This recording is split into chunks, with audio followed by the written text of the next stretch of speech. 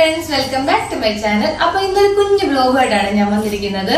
ഇന്ന് ദക്ഷയുടെ birthday celebration ആണ്. Actually അവളുടെ ബർത്ത്ഡേ 1 വീക്ക് മുൻപ് കഴിഞ്ഞു.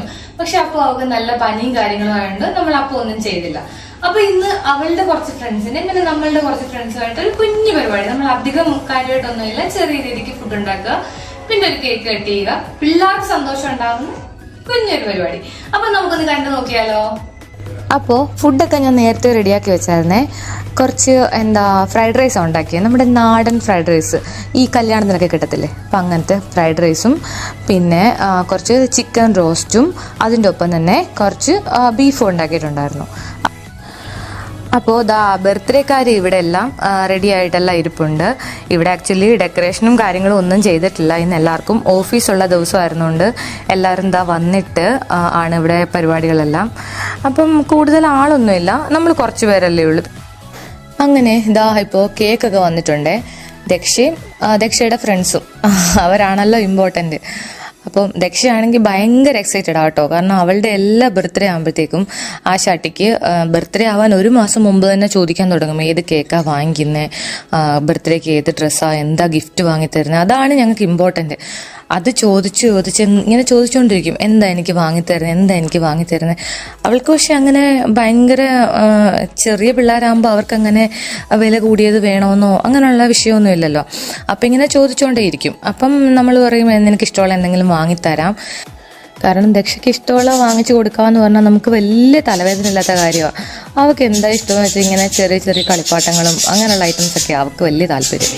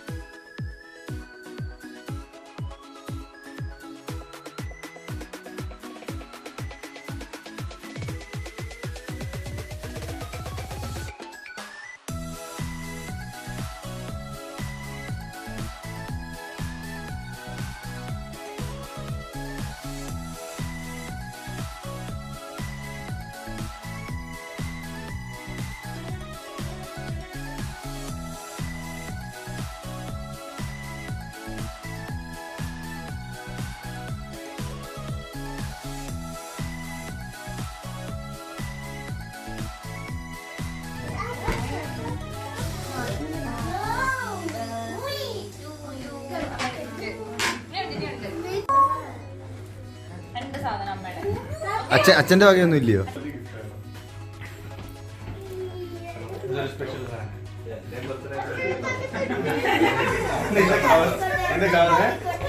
ഇപ്പൊ പൊട്ടിക്കണ്ട, ലാസ്റ്റ് എല്ലാം കൂടെ ഒരുമിച്ച് പൊട്ടിക്കാം.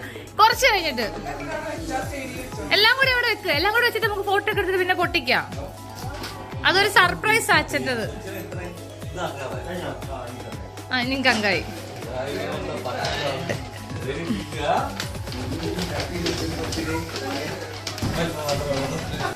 അങ്ങനെ നമ്മുടെ കേക്ക് കട്ടിംഗ് ഒക്കെ കഴിഞ്ഞു. എല്ലാവരും കേക്കൊക്കെ കഴിച്ചു. അപ്പോൾ എല്ലാവട്ടും ദക്ഷയ്ക്കാണെങ്കിൽ ബർത്ത്ഡേക്ക് ഡിഫറെൻ്റ് ആയിട്ടുള്ള കേക്കുകൾ അവൾക്ക് ഭയങ്കര ഇഷ്ടമാണ്. അപ്പോൾ ഈ തവണത്തെ കേക്ക് എല്ലാവർക്കും ഇഷ്ടപ്പെട്ടു. അങ്ങനെ എല്ലാവരും ഫുഡ് കഴിക്കുകയാണ്. ഞാൻ എക്സ്ട്രാ ആയിട്ട് കുറച്ച് പൊറോട്ട കൂടെ വാങ്ങിയിട്ടുണ്ടായിരുന്നു. കാരണം രാത്രി ആയതുകൊണ്ട് റൈസ് കഴിക്കാത്തവർക്ക് പൊറോട്ട കഴിക്കാമെന്ന് കരുതി.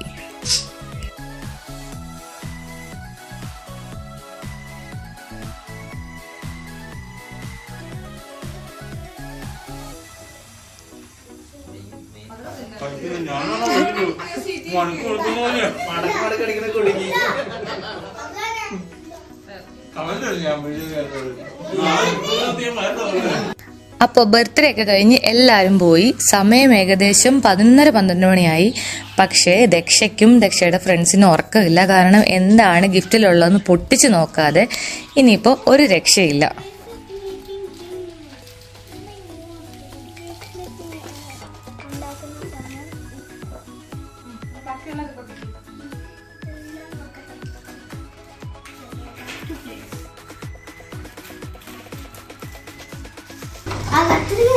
ഞാൻ പൊട്ടിക്കട്ടെ?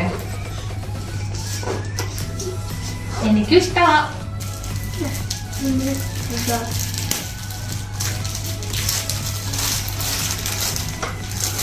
അതാരുടെ ഗിഫ്റ്റ്? പക്ഷേ അച്ഛൻ്റെ ഗിഫ്റ്റ്.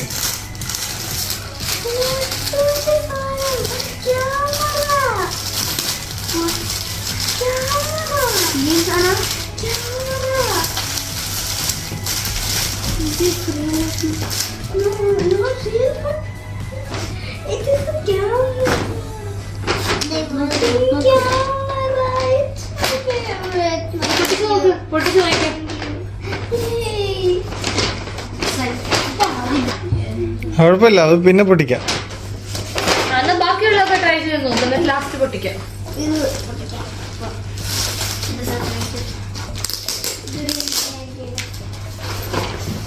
അതാരുടെ?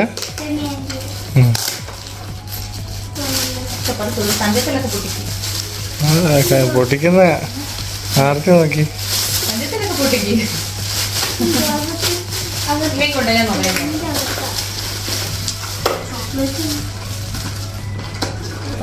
ചോക്ലേറ്റ് ഒക്കെയാ. ചോക്ലേറ്റ്സ്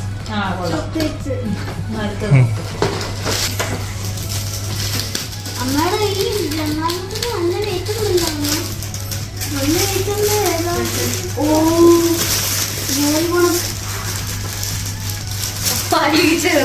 അതെ അതെ,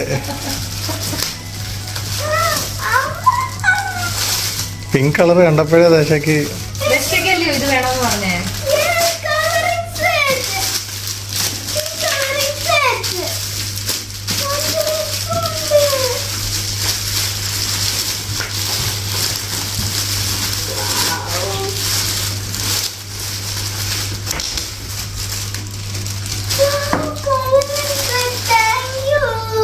അമ്മ അതിലൂടെ വെക്കാൻ പറഞ്ഞ ഒരു സാധനം കൂടെ ഉണ്ടല്ലോ.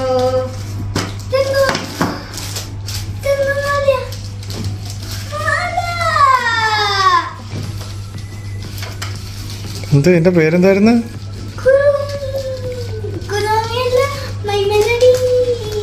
മെലഡി ആൻഡ് ഖുറോമി ഇല്ലേ?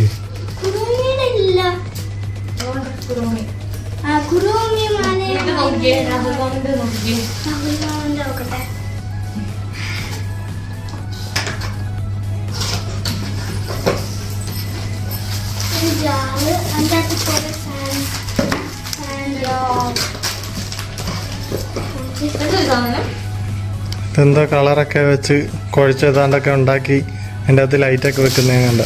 പിന്നെ ബാക്കിയെല്ലാം ഡ്രസ്സാണ്. പക്ഷേ പിന്നെ കങ്കായുടെ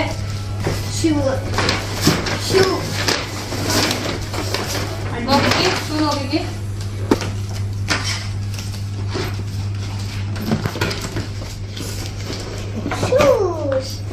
ഇഷ്ടപ്പെട്ടോ? പിന്നെല്ലാം ഡ്രസ്സ് നോക്കണ്ടല്ലോ.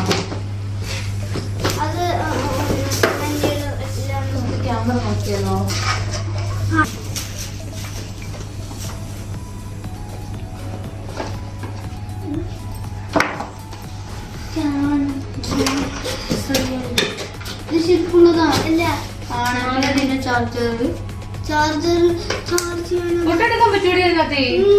അതറിയാം, പക്ഷെ ഇവൻ പറയുന്ന റീലല്ലോ. റിയൽ ആണ്, ഫോട്ടോ എടുക്കാൻ വരും. പിന്നെ റീൽ എന്ന് പറയുന്നത് എന്താണ്? ഈ പിള്ളേർക്ക് ഇനിയുണ്ടോ അച്ഛൻ?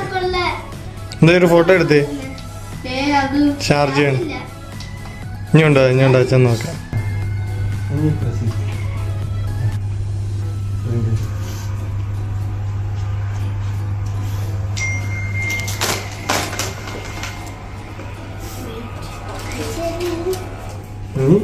അങ്ങനെ വലിച്ചു കയറരുത്. ഇങ്ങനെ ഇങ്ങനെ പിടിക്കുക.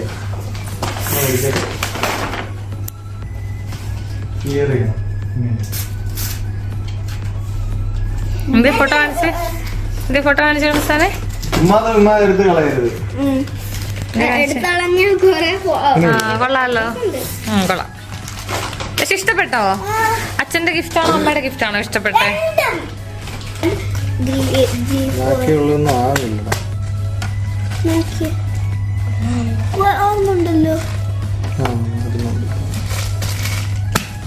ഈ പേപ്പർ മതി.